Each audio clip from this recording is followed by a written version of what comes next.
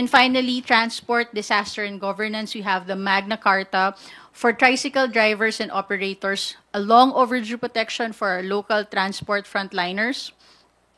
Free Freight for Relief Goods Act, the speeding aid delivery to calamity-hit areas, and right-sizing the bureaucracy to reduce inefficiency and improve delivery of government service.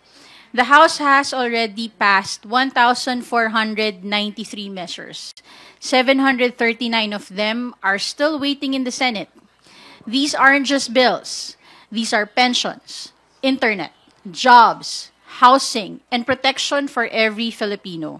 The people cannot afford further delay. I am now open for other questions.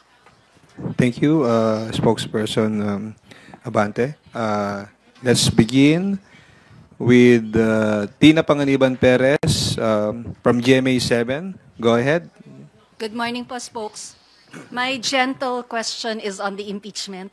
Your statement po on the oath-taking of Senate President Chis Escudero last night as presiding officer of the Senate Impeachment Court, and this afternoon po scheduled ding mag-oath yung senators as judges.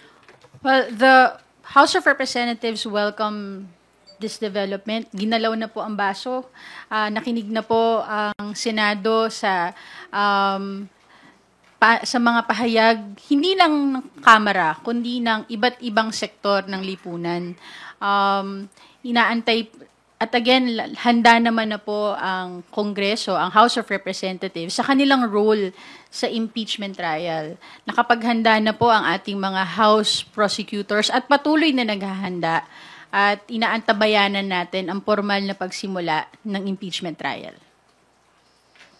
Ma'am, but there's also the resolution filed by Senator Robin Padilla to kill the impeachment complaint because of lack of material time in the 19th Congress. Your thoughts? Well, the Speaker has always said that he leaves it to the discretion of the Senate, no, on how they will act on the impeachment trial. But there are various experts, and both from the academe and the legal sector that states na the senator judges cannot move to dismiss the trial on their own. So kung ano man ang magiging desisyon nila, ang hiling lang po natin ay maging faithful sila sa alintuntunin ng konstitusyon. Because in a society that follows the rule of law, the Constitution will always be supreme. Ma'am, last question ko po. May advisory po yung Office of the Vice President that VP Sara is traveling to Malaysia on a personal trip with her family, just as yung gumugulong and gumagalaw na po yung baso sa Senate. I believe the impeachment rules meron naman siyang nakalagay kung paano ang pag-serve at notify sa accused, no, that ang requirement kasi dyan personal service, pero meron din namang nakalagay sa rules on what to do if personal service cannot be made.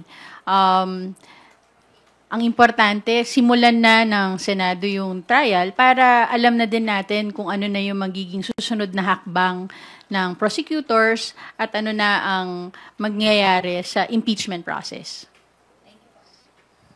Thank you, Tina. We will now take questions from Kat Porbes of Radyo Pilipinas. Ay, good morning po, Attorney Princess. Kanina po nabanggit po ninyo yung mga achievements ng House of Representatives pagdating po doon sa mga measures. Pero meron pong dalawang measures na apparently hinahanap pa po ng Senate daw sa atin. First po yung sa wage hike bill. According to Senator Joel Villanueva, hindi pa raw po nila nare-receive. Ano po ba yung status nun? And yung isa po ay yung sa BSK term extension, na sabi po ni Senator Chis Escudero naman is Kung hindi daw po ma-approve kasi ng Kamara, ay hindi na po siya mapapagtibay dahil nga po hindi naman siya certified as urgent. Ano po ba yung status ng mga bills po na ito? Unahin ko muna yun dun sa 200 pesos wage hike. Na-transmit na siya sa Senado kahapon. At meron na rin na ipasa ng mga pangalan para maging representante ng Kamara para sa bicameral conference. At nirirespeto natin naman kung ano yung magiging pagdedebate at magiging pag-uusap ng dalawang pulong tungkol sa magiging final na version para sa measure na ito. Pero patuloy po na maninindigan ang Kongreso, ang Kamara, na ang House version ang mas makakabuti para sa ating mga mamamayan. Kung maaksyonan ito ng bicameral conference, handa naman ang Kamara para i-ratify ang magiging final na version na pero ito dapat yung masisiguro natin, yung sahod na patas na hindi dapat ipagpapaliban para sa ating mamamayan. On the barangay and SK elections, nakita ko din yung press conference ni Senate President Chis Escudero, and unfortunately mukhang misinformed si Senate President. And kaya rin naman ako nandito para siguraduhin na tama natin ang mga fake news at mga misinformation.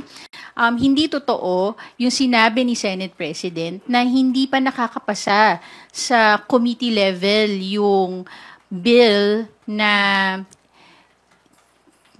inaayos ang term ng ating mga barangay officials. In fact, kagabi ay naipasa na to na on third reading, including the sister of Senate President, na pinasa ito. Matatransmit na rin siya for the bicameral conference as well. And again, ready ang House of Representatives para ayusin, pagdebatihan, at ma-ratify lahat ng mga pending na mga measures sa bicameral conferences natin. Thank you, Kat. Next question will come from Mela Lesmoras from PTB4. Hi, good morning, Attorney Princess. Ma'am, kunan ko lang po yung reaction nyo. Kanina kasi nagpa-interview si President Ferdinand R. Marcos Jr. and nabanggit niya, sabi sa tanong sa kanya, Sir, the impeachment process will start in the Senate tomorrow. Your thoughts? Sabi po ni President, this is really a function of the Senate right now, so we leave it to them. It has moved already from the House. It has now been in the Senate for a few months. We are watching, of course, what the Senate President Chis Escudero is doing to try to make it as a peaceful transition as possible from this Congress to the next. Tapos natanong din siya na the controversy right now is that it will move from the 19th to 20th Congress. As a former senator judge, what are your thoughts on that controversy, sir? Ang sabi po ni President, what is the controversy? It is very clear that it will, because there is no way that even if they start the trial now, that they will finish it before the new senators come in. So well, again, the senators will decide. Ano po masasabi nyo rito? At ang impression nga din sa iba na even the president himself ay agree na talagang possible at pwede siyang tumawid from 19th to 20th Congress. Well, naging senator judge din si Presidente Bongbong Marcos, no? So I understand where he's coming from, and ang importante sa Kamara ngayon masimulan ang impeachment trial. Madaming mga opinion kung pwede o hindi magtuloy. Ang nakalagay naman sa konstitusyon ay to try and decide. Hindi naman sinabi doon kung anong Congress ang magdi-decide. Ang sinasabi simulan at tapusin at magbigay ng desisyon ang Senado. So we are waiting, the public is waiting, the country is waiting, not just the House of Representatives. So we will see what will happen today and tomorrow. Opo. Ma'am, welcome development po ba itong statement ni President Marcos for the House of Representatives? Well, naging very clear naman si Presidente na hahayaan niya na umandar ang proseso labas sa kanyang sariling opinion o pakikialam at nirerespeto natin yan at ganun din naman ang House of Representatives. We are equal branches of government. So, itong mga opinion na naririnig natin ay samot-sari. Ang gusto ng House of Representatives ay masunod ang nakalagay sa konstitusyon at mapagsimulan na ang impeachment trial. Opo. Last na lang, ma'am, from my end, since sa harap bukas yung House Prosecution Team sa Senate, can you just give us a walkthrough? Tomorrow po ba, dadaan pa sila dito sa Senate? Ang dami kasing groups na sumusuporta din dito nga sa magkaroon na talaga ng impeachment trial. Magkakaroon po ba sila? Paano po yung magiging biyahe nila papuntang Senate? And pagdating doon, ano po yung magiging parang walkthrough lang po ng mangyayari bukas? On that, siguro I will give a separate statement kasi gusto ko muna din makita yung final na mangyayari para bukas, no? Hindi pa ako nabibigyan para mailahad ko sa inyong lahat. Pero I know everybody's looking forward to it and as soon as I have all of the details, ibibigay ko din naman po sa inyo. Thank you, Mela. Your turn. Bibian Gulia from ABS-CBN2. Good morning, ma'am. How does the House view the developments sa Senate yesterday? Bagamat nag-take oath na po si Senate President Escudero, bigo po yung minority na mapag-take oath yung lahat ng senador at mag-convene ng impeachment court. Kumbaga po parang inutay-utay yung pag-take oath. Well, again, like I said, we welcome the developments from yesterday's session. Ang ibig sabihin lang nito ay nagsimula na yung proseso para sa impeachment trial. Again, hindi lang naman ang Kamara ang nanunood, ang publiko ang nanunood, at gusto natin makita kung ano pa ang mga susunod na mangyayari mamaya. In the meantime, the House of Representatives' role in the impeachment trial is to be the prosecutor, and our prosecutors are ready and continue to be prepared para sa mangyayaring trial sa impeachment na ito. But does the House feel that the Senate is somehow dragging its feet when it comes to this impeachment trial? Well, pagdating sa usapin ng dragging its feet, may kanya-kanyang role ang House of Representatives at Senate ayon sa konstitusyon pagdating sa impeachment process. Ang klaro na ginampanan ng House of Representatives ang kanyang tungkulin ayon sa konstitusyon. Kasama dito yung pagtanggap ng reklamo to validate and verify the complaint on its form, substance, and grounds na pagbotohan ng mga members ng House of Representatives at na-transmit. Yung sunod na hakbang ay para sa Senado naman na sinasabi nga to try and decide forthwith. So, kung ano yung dapat na ginampanan ng Senado, dapat ginampanan niya according sa Constitution. Hindi na namin yan, wala na kaming sakop dun sa gagawin ng Senado. Ang nakalagay naman dyan, kung ano yung inuutos ng Konstitusyon, hindi ng Kamara, hindi ng kung sino man, kundi ng Konstitusyon. And ma'am, dun po sa pahayag ni Senate President before the plenary yesterday, parang ibinabalik po niya yung sisi sa Kamara na hindi raw agad sinunod yung immediately aksyonan yung mga impeachment complaint na inihain. I believe the House of Representatives did its job in a timely and decisive manner. Again, ang role ng House of Representatives is to receive the complaint, to verify the complaint as to its form, substance, and grounds, to make sure that it will be properly passed by the correct number of members of the House of Representatives, and it will be transmitted to the Senate. All these were done by the House of Representatives in a timely and decisive manner. Walang kung ano man kung gaano katagal o kung gaano kabilis, hindi na yan kasama sa kailangan alalahanin ng Senado. Ang kailangan alalahanin ng Senado ay ang kanilang tungkulin sa impeachment process ayon sa Konstitusyon. At ang sabi ng Constitution, proceed forthwith. Ma'am, kunin ko lang din po kung may pahayag si Speaker dito sa naging aksyon or I mean statement ni Deputy Speaker Frasco regarding yung pag-withhold po niya ng suporta kay Speaker as para pa magpatuloy ng leadership sa 20th Congress.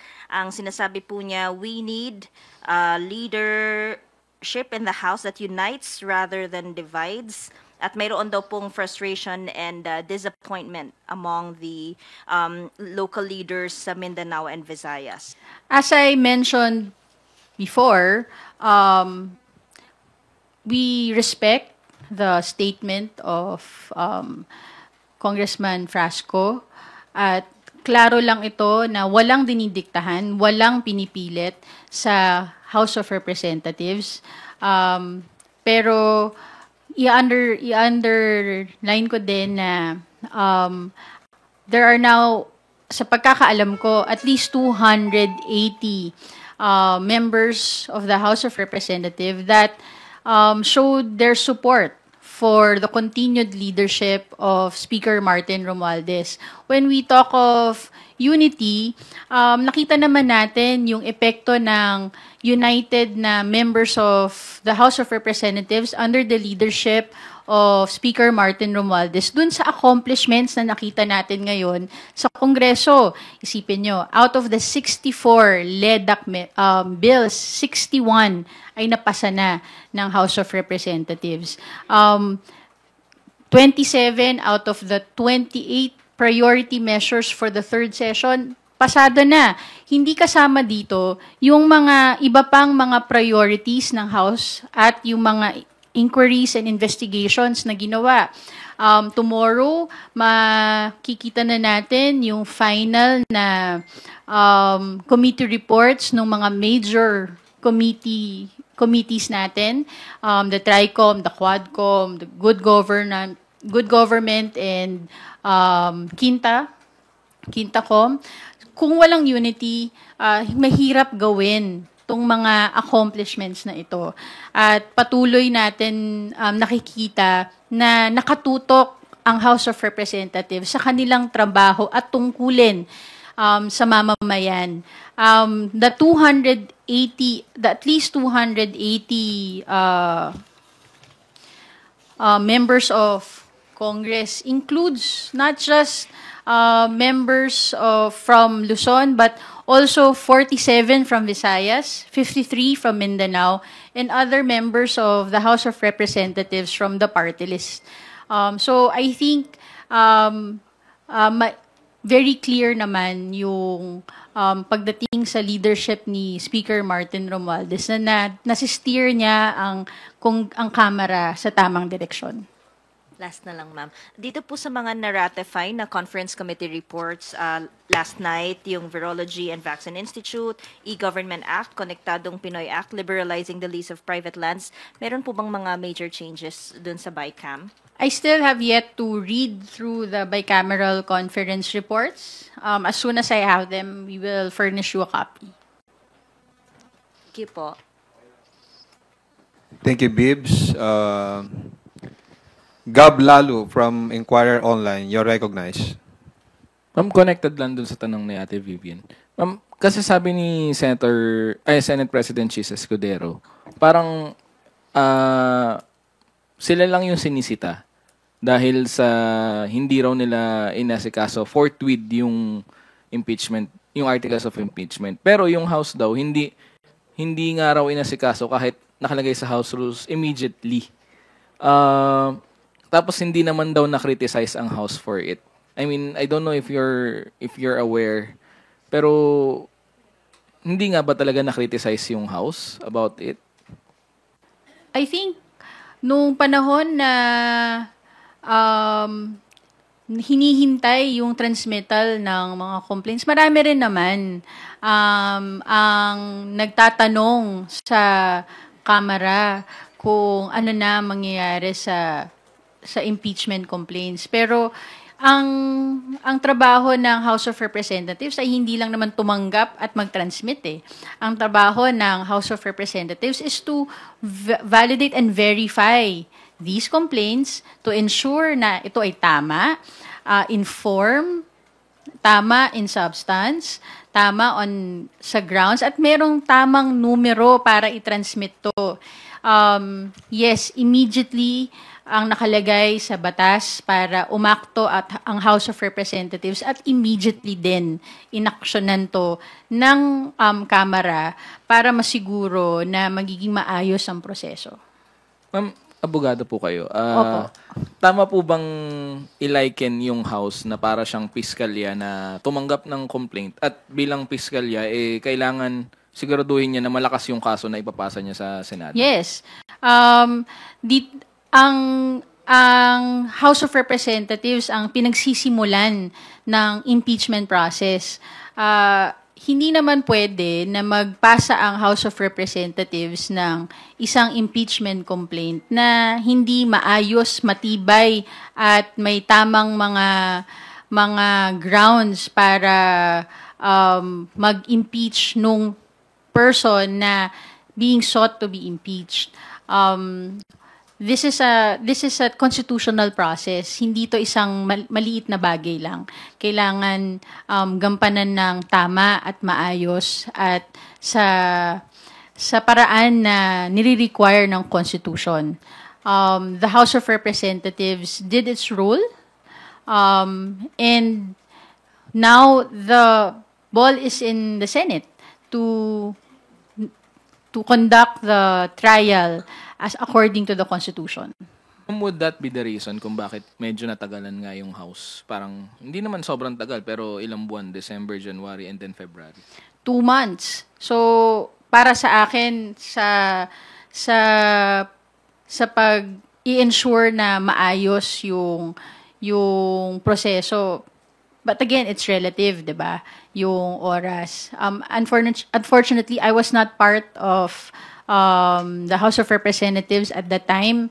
I cannot give exact details on what happened aside from what I've read in the reports. So kung ano man yung bilis o tagal ng proseso na nangyari, hindi ito kasama sa aalalahanin pa ng Senado. Ang kailangan alalahin ng Senado yung pinag-uutos ng konstitusyon sa kanila.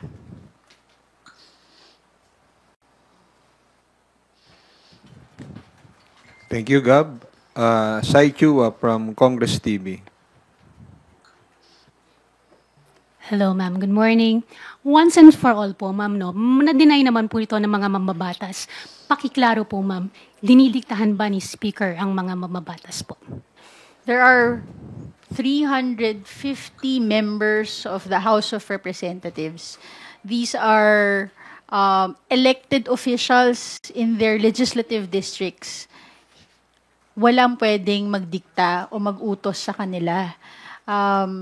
Merong leader na nagsisteer sa kanila sa direksyon na makakabuti para sa mamamayang Pilipino. Yun, meron tayo. Pero yung nagdidikta at nag-uutos, wala.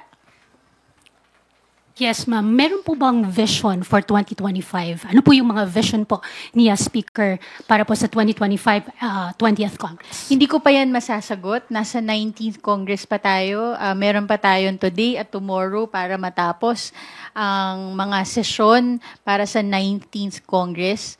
While we are looking forward for the 20th Congress, siguro mas masasagot natin siya pag nagsimula na ang 20th Congress. Thank you po, ma'am. Thank you, Sai. For today's last question, we will entertain... okay, Marian. Marian, from TV5, go ahead. Morning, ma'am.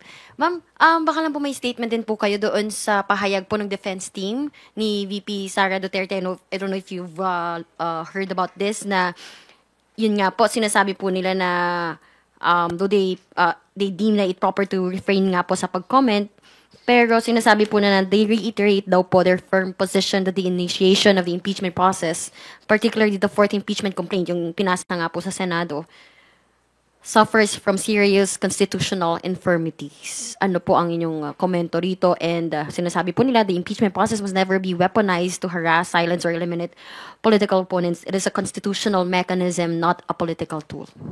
Well, I understand that there's already a petition filed before the Supreme Court precisely kung ano yung binabanggit ng defense team, no?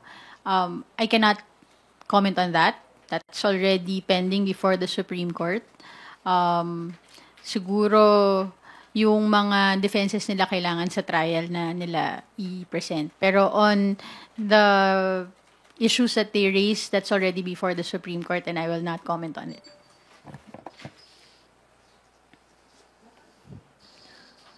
Are you done, Marian? Statement ni na Senator Bato and Senator Robin Hood Padilla kahapon regarding nga yung kailangan daw dumaan pa tayo sa due process. Tas meron din po about the yung daw magkakawatak-watak pa raw kasi yung bansa kapag pinagpatuloy pa tayo impeachment trial. Well, ang impeachment trial provided to ng Constitution eh.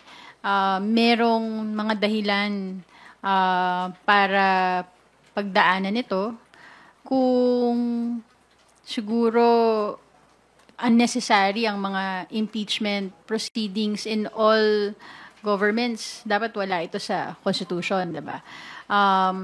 So, ako tingin ko, kailangan munang masimulan at ang ating mga senator judges makinig dun sa paglahad ng mga ebidensya. And they will have the opportunity to decide on the case. Kung yun pa rin ang kanilang pananaw, meron naman silang panahon para ilahad yun.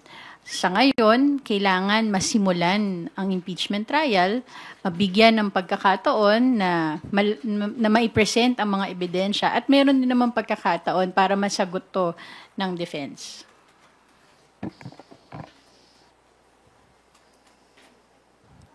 Thank you, Marian. Pamela Vasquez from DZMM. Thank you. Ma'am, sundutin ko lang po yung questions ni na Ate Vivian and Gab regarding nga po doon sa pagtanggap nga po ng HOR kasi kahapon si Senator Alan Cayetano po yata yung nagsabi na bakit naman daw po nung si Yuse Cardema ang nag-file ng impeachment case kay Pangulo ay hindi nga po tinanggap ng HOR yon pero hindi naman daw para nakarinig ng reklamo sa HOR. To clarify, sa pagkakaalam ko, yung final ni Yusek Cardema, ang alam ko hindi siya natuloy eh. At that time that Yusek Cardema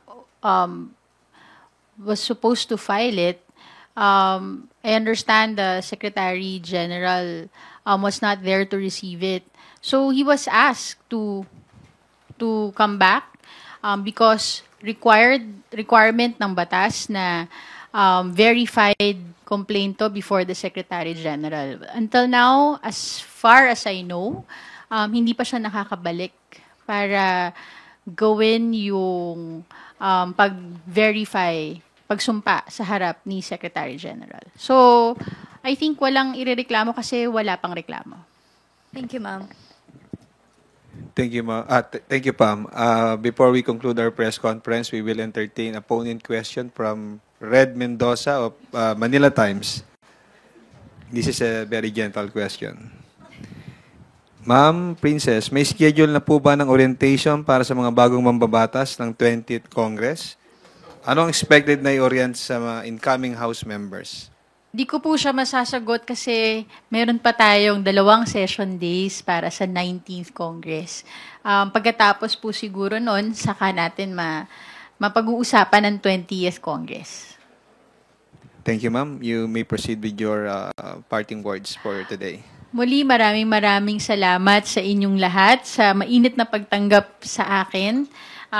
Again, I'm here to be an instrument for the House of Representatives to communicate to all of you, not just to our media friends, but also to the public, kung ano ang ginagawa ng kanilang mga congressmen sa pangunguna ni Speaker Martin Romualdez.